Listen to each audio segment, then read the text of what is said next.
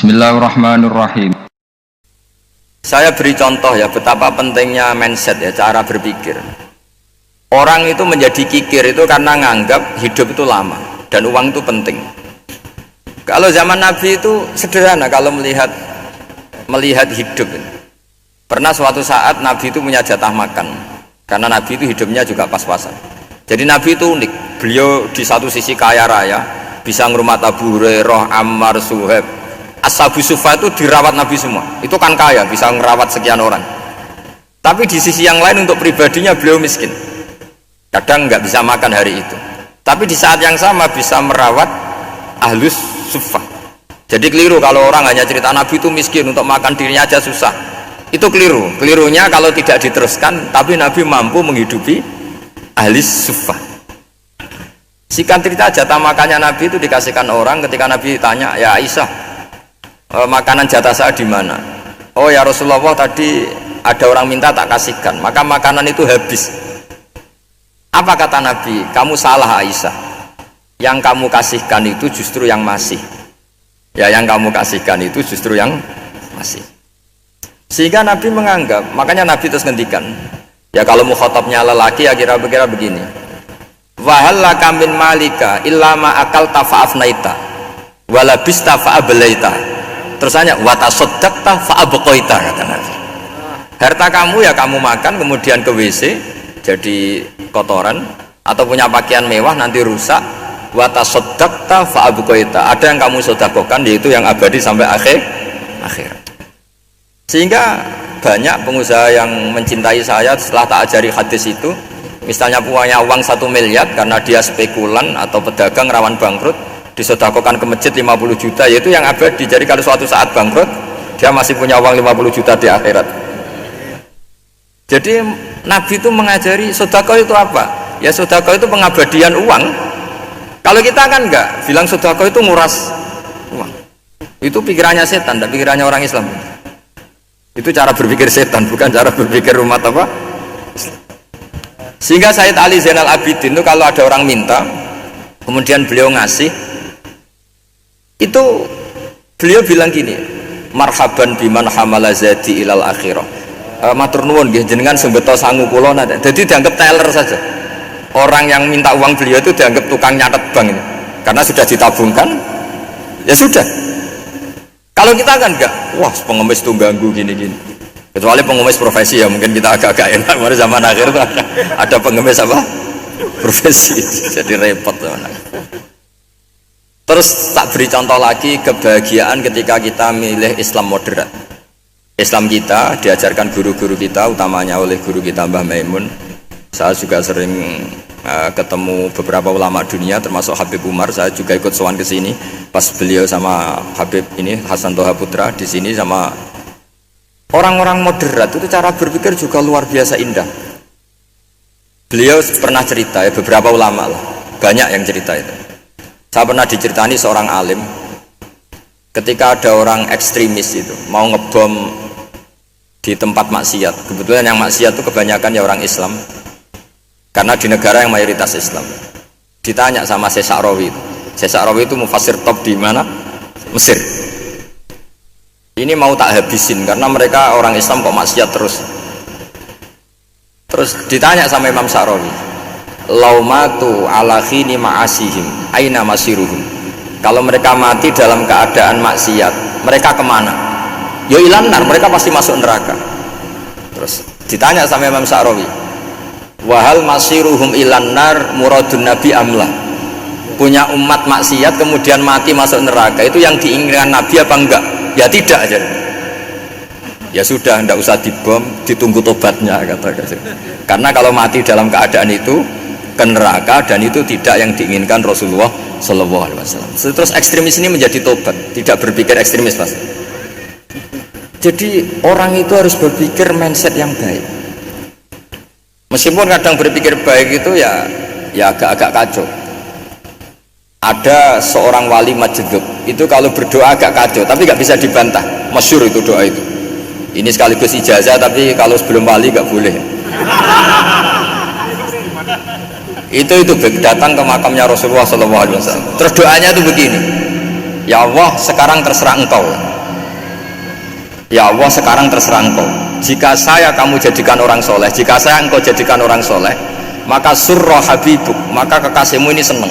Yang susah musuhmu yaitu setan. Tapi kalau engkau menjadikan saya orang fasik, maka yang susah kekasihmu, yang senang musuhmu. Jangan punya dua pilihan itu. Wah, itu kan doa tapi kayak teror itu. Ya, jadi berdoa di Raudhah. Wah, itu pasti mandi itu karena agak-agak maksa Tuhan itu. Ya Allah, engkau punya dua pilihan. Jika saya jadi orang soleh, maka kekasihmu ini senang, musuhmu yang susah yaitu setan. Tapi jika saya jadi orang fasik, maka musuhmu yang senang, kekasihmu yang susah. Mohon terserah jenengan, mau menyenangkan kekasihmu apa menyenangkan musuhmu gitu. Kira-kira gimana? Kalau tertarik boleh doa itu dipraktekkan. Tapi kayaknya kalau copy paste itu nggak keren apa? Jadi dulu orang itu muamalah sama Allah dan Rasul itu rileks itu nyaman karena ya tadi kul bi fadlillah wa bi rahmati fa bidzalika falyafrahu. Sehingga Imam Izzuddin bin Abdissalam itu ngendikan innalladzina yarmunal muhsanatil ghafilat. Di antara kebaikannya ibu-ibu atau mbak-mbak ini harus berstatus ghafilat, perempuan-perempuan pelupa. Ghafilat itu pelupa dari kenikmatan maksiat sehingga mereka dengan taat.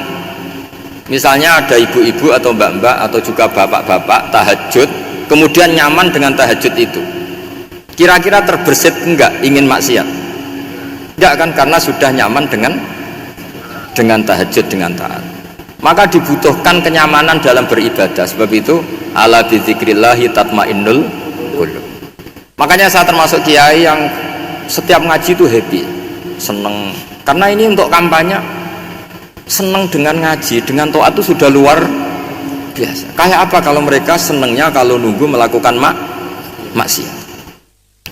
Jadi termasuk bentuk perlawanan kita terhadap maksiat adalah usahakan kamu tuh bahagia, seneng dengan taat.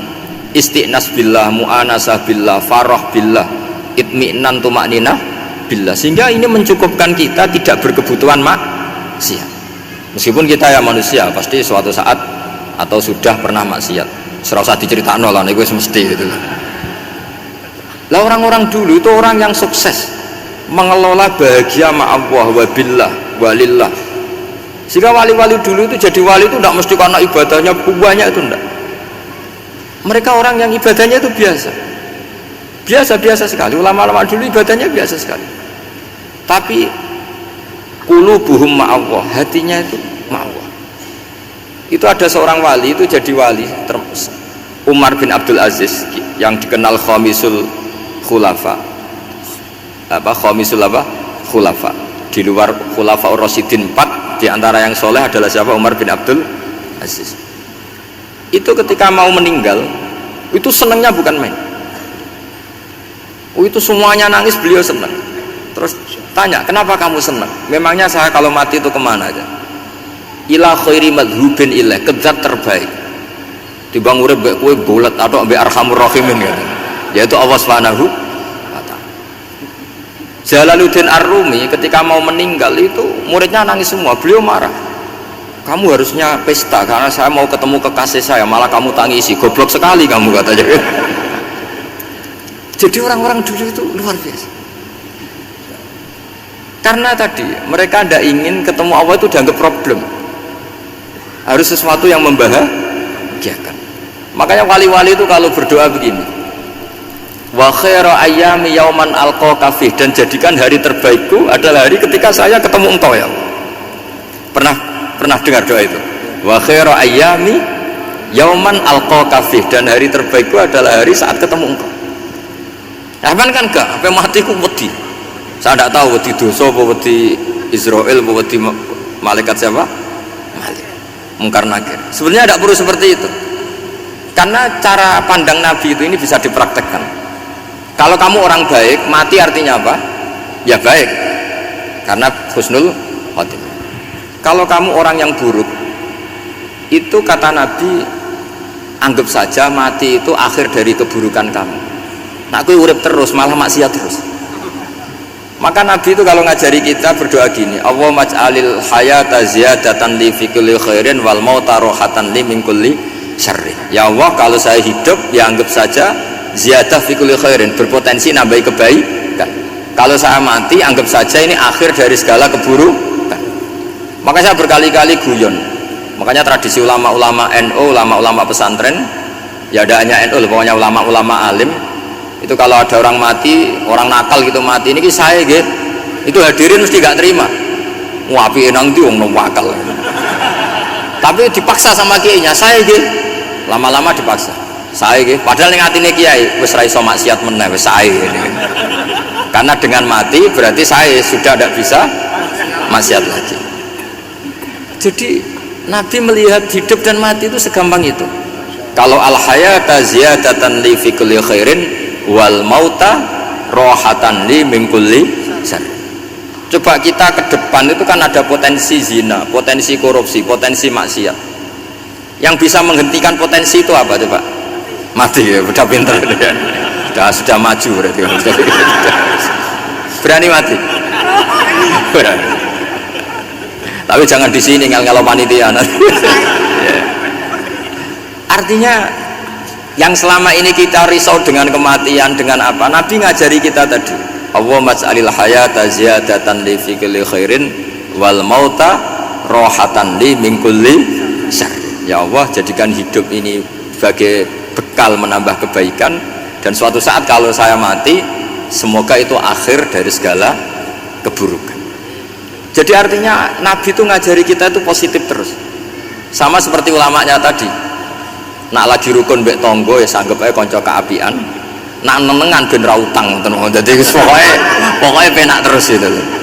Nak bojo lagi ngamuk alhamdulillah gak ngajak blonjo.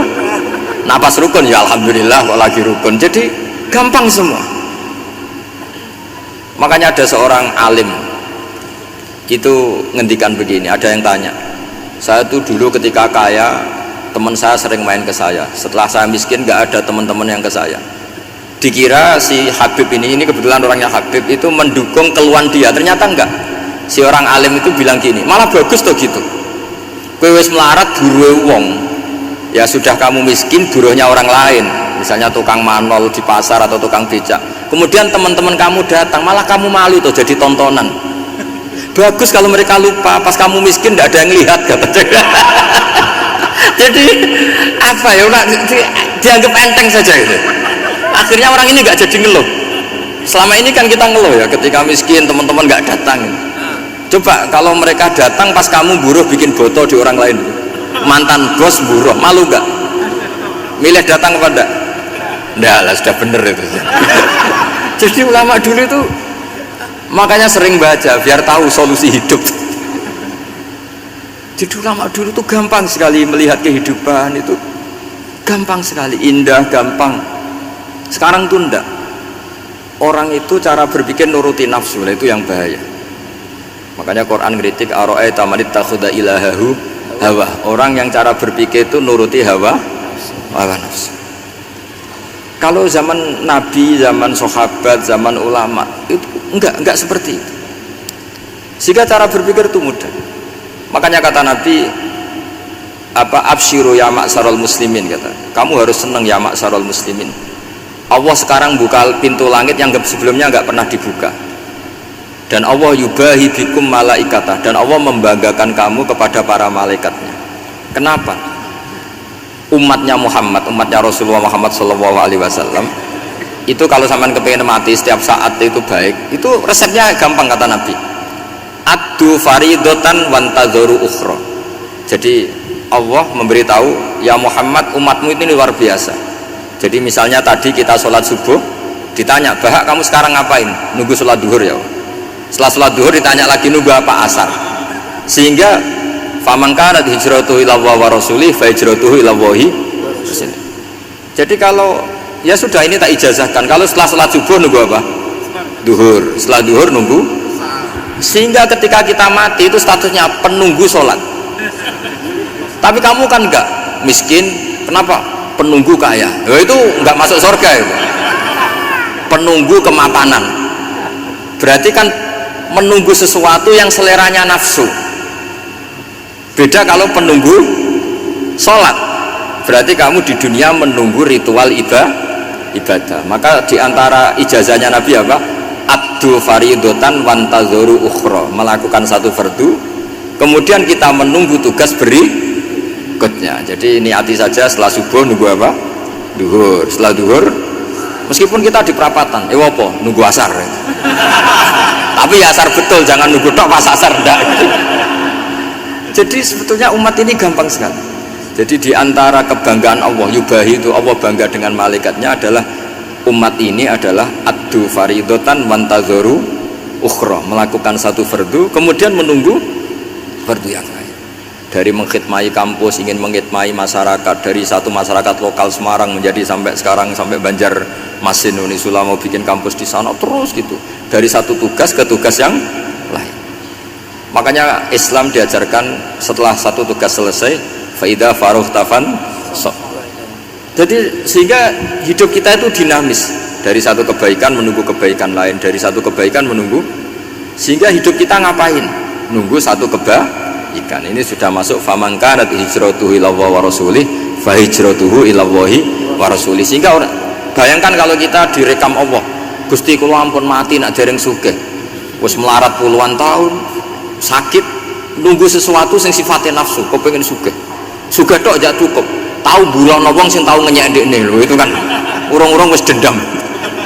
Saya belum mau mati sebelum kaya dan buruhkan orang yang pernah melecehkan saya. Wis ngono akhirnya mati urung sugih. Berarti wis fakir matine hasud. Mau itu ngenes dunia akhirat kan kira-kira seperti itu. Kamu santai aja kalau fakir berarti meringankan hisab karena ada banyak harta. Yang mau dihisab papanya enggak punya apa-apa. Jadi saya mohon sekali ya, Islam itu mengawal kebahagiaan. Sebab itu sampai bahagia itu menjadi perintah Islam, kul bi fadlillah wa bi rahmati fa bidzalika falyafrahu. Karena dengan bahagia bitaat diharapkan orang Islam itu tidak bahagia atau cari kesenangan lewat jalur maksiat. Sehingga ciri utama wali apa? Ala inna auliya Allahi la khaufun alaihim wa lahum yahzanun.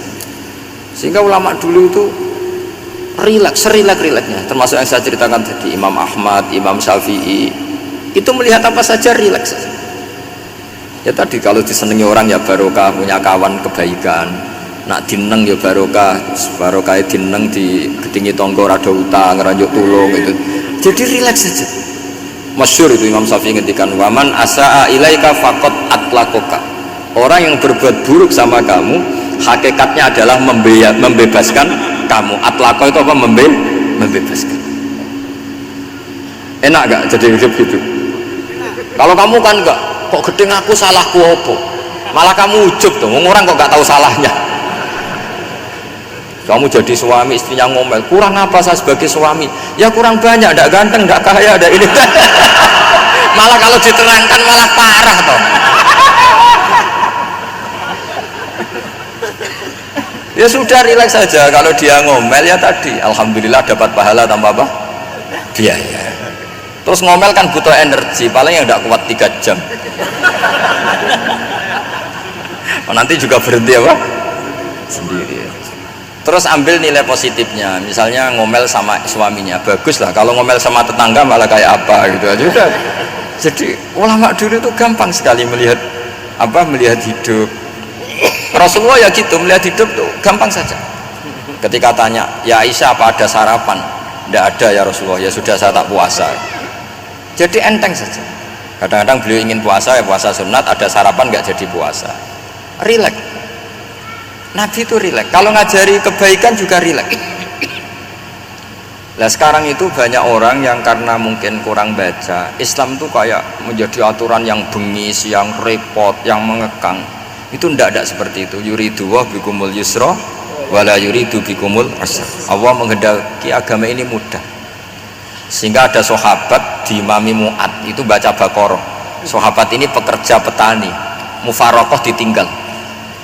Ketika Mu'ad lapor, ya Rasulullah ini ada orang munafik, tengah-tengah sholat mufarokoh saya ditinggal. Yang disalahin itu tidak yang ninggal tapi Mu'ad. Afattanun anta ya Mu'ad, kami itu tukang fitnah, masa ngimami petani pakai surat Baqarah. Jadi yang disalahkan ini imamnya. Kalau kamu jadi imam, sholatnya ya yang cepat. Makanya terus banyak orang kecepatan karena tadi. Jadi Nabi itu enteng sekali. Jadi apa ya? Nabi itu beda dengan yang kita bayangkan, beda. Nabi pernah ngaji di masjid, kemudian ada tetangga lewat pakai cangkul ke kebun. Semua sahabat gerutu. Ini orang tidak benar. Ada Nabi ngaji ditinggal saja ke kebun, tidak ikut ngaji. Jawabannya Nabi, ndak, itu bagus, itu ikut sunnah saya. Kenapa ya Rasulullah? Dia kerjanya nyari halal, dan untuk menghidupi keluarganya itu juga ajaran saya. Sehingga yang ngaji ya ajarannya Nabi, yang nggak ngaji karena kerja mencukupi keluarga juga ajarannya Nabi. Segampang itu. Oh, kalau kayaknya kamu kan, wes gak roh akhlak kan gitu. Nabi rileks saja nggak gini. Sampai bisa lihat itu di Ihya, di bab Fadhailul Kasbi. Makanya ini penting sekali supaya orang itu berpikir Islam atau mendakwahkan Islam itu berdasar sanad ya yang muttasil yang pernah dilakukan Rasulullah Shallallahu Alaihi Wasallam. Semoga barokah. Assalamualaikum warahmatullahi wabarakatuh.